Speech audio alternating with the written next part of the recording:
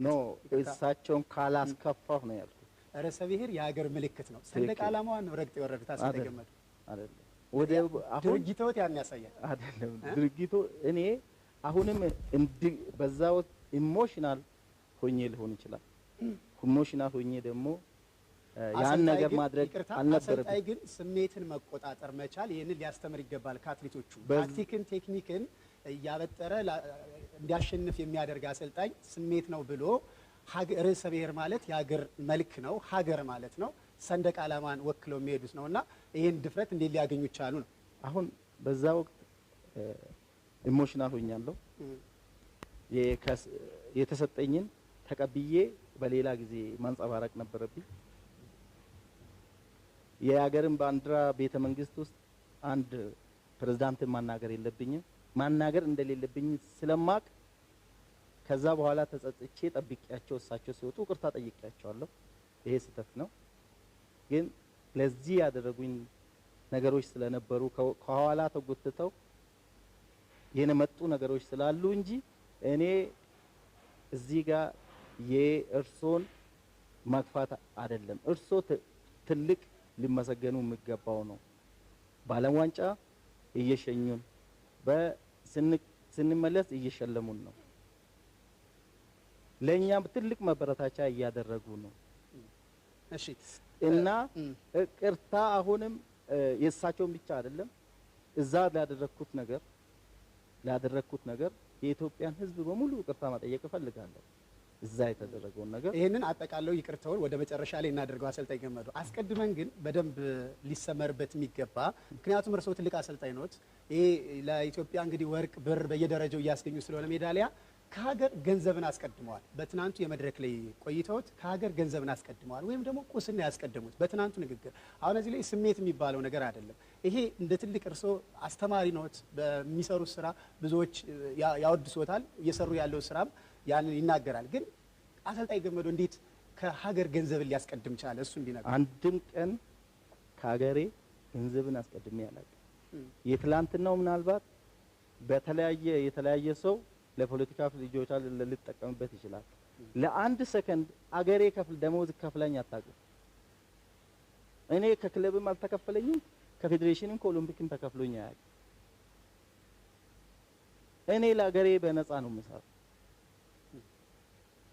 እስከዛሬ ለአገሬ ሙሉ በሙሉ እያገለገልኳት ነው በነፃ።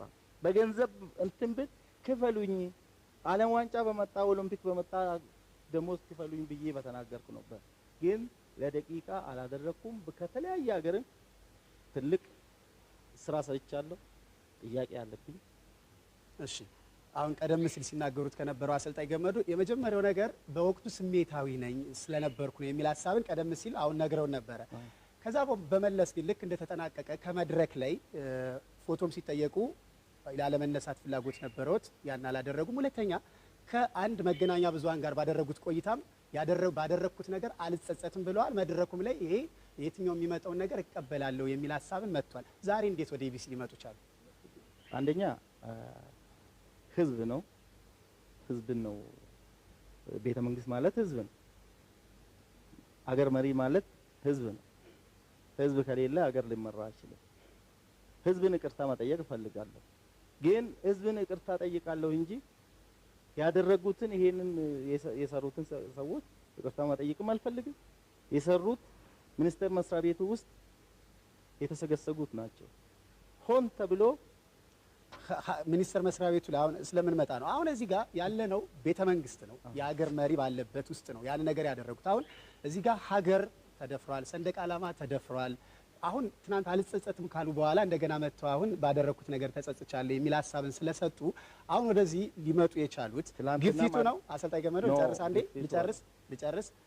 ትናንት ያንን ካደረጉት በኋላ ምናልባት በተለያዩ ማህበራዊ ትስስር ገጾች ላይ ይሰጡ የነበሩ ሀሳቦችን ተንተርሰው ነው የመጡት ወይስ ደግሞ ከልቦት ተንተርሶ? እሱ ላይስ ምን አለው? ያ ግፊት ያጫና ነው? አሁን ከማንም ጫና አይደለም፣ ከምንም አይደለም። አንደኛ አሁንም ቤተ መንግስት ውስጥ ያ ድርጊት መሆን አለበት መሆን የለበትም። ህዝብ ማክበር አለበት። አሁንም አልጸጸትም ያልኩት ላደረኩት ነገር አልጸጸትም ላልኩት ለመለስኩት ነው። ለሳቸው ባልመልስና ለሚኒስቴር በመስሪያ ቤቱ ቢመልሰው ደስተኛ ነበር። ግን በወቅቱ ማድረግ አልተቻለም።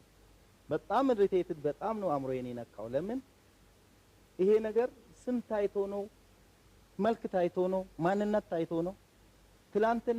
ትላንት ላሱ የተሸለሙት አሰልጣኞች ከሽልማታቸው ወደ ታስቆመኝ አትሞክር። አንድ እንትን ዲፕሎማ ላመጡ 300,000 ሲሸለሙ አሰልጣኙ ግማሽ ነው የተሸለመው። የኔ በየትኛው ካልኩሌሽን ነው? በየትኛው ካልኩሌሽን? በታምራት ካልኩሌሽን፣ በትዕግስት ካልኩሌሽን፣ በአማኒ ካልኩሌሽን። ስለዚህ እዚህ ጋር አሁንም እኔ የተሰራውን ስራ ይቅርታ መጠየቅ አልፈልግም። ቤተ መንግስት ውስጥ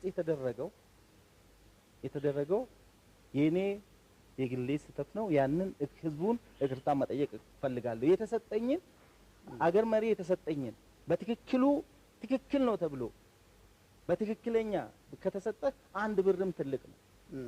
ግን ካለው ከኋላ የተሰራው ስላበሳጨኝ ነው እንጂ ሌላ ነገር አይደለም። ለፖለቲካ ለመጠቀም ሌላ ሰው ወደ ሌላ የሚቀይረው ለቲክቶክ ሰው ሊጠቀምበት ፖለቲከኛ ሊገለገልበት የሚፈልገው ምንም እቺን ያህል ከሀገሬ ከማንም ሰው በላይ ለሀገሬ ጧት ላይ ስትመጣ በኔ አይደለም በኔ ውጤት አይደለም ሌሎች 10,000 እና 5,000 ባላመጣ ነው ውጤት አልቅሼ ነው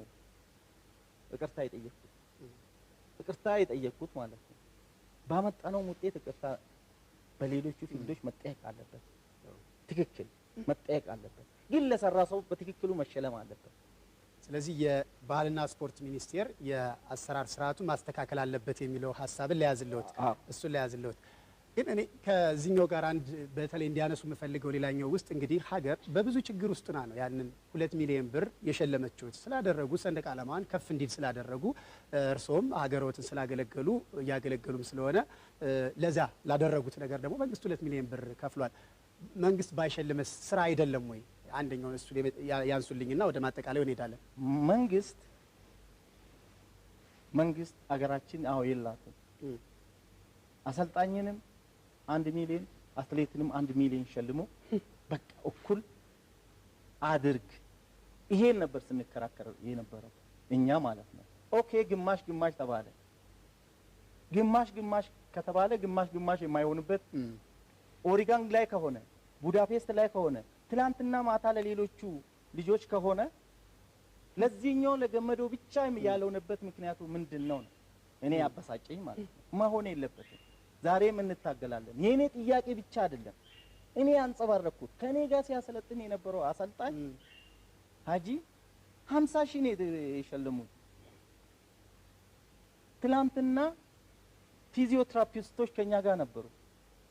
ከኛ ጋር ሐኪሞች ነበሩ። ምናልባት የአሰራር ችግር ያለበት ሊኖር ይችላል። ግን ፊዚዮቴራፒ፣ ሐኪም፣ ቴክኒክ ምንድነው ችግሩ? እዚህ ጋር ስማቸው ራሱ አልተጠራም። ይሄ ስማቸው ራሱ መጠራት ሲኖርበት አልተጠራም። እሳቸው እናት ናቸው። የሀገር ፕሬዝዳንት ናቸው። ይሄን ደግሞ እሳቸውም ከዚህ በፊት ያደረጉት ነገር ነው። ለምን እንግሊዝ ሄዶ ባስ አልሳፈርም በመኪና ነው የሚሳፈረው? መብታቸውን ነው የጠየቁት። እዚህ ጋር ትክክለኛ ለእሳቸው የምንናገርበትን ጊዜ እንዲመቻችልን ሚኒስቴር መስሪያ ቤቱን በጣም ጠይቀናል።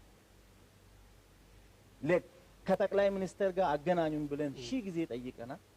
ግን ሊያመቻቹልን ስላልቻሉ ከውስጤ ያለው የሌሎቹ አሰልጣኞች ከውስጤ ፈነዳ። ሌላ ነገር አይደለም።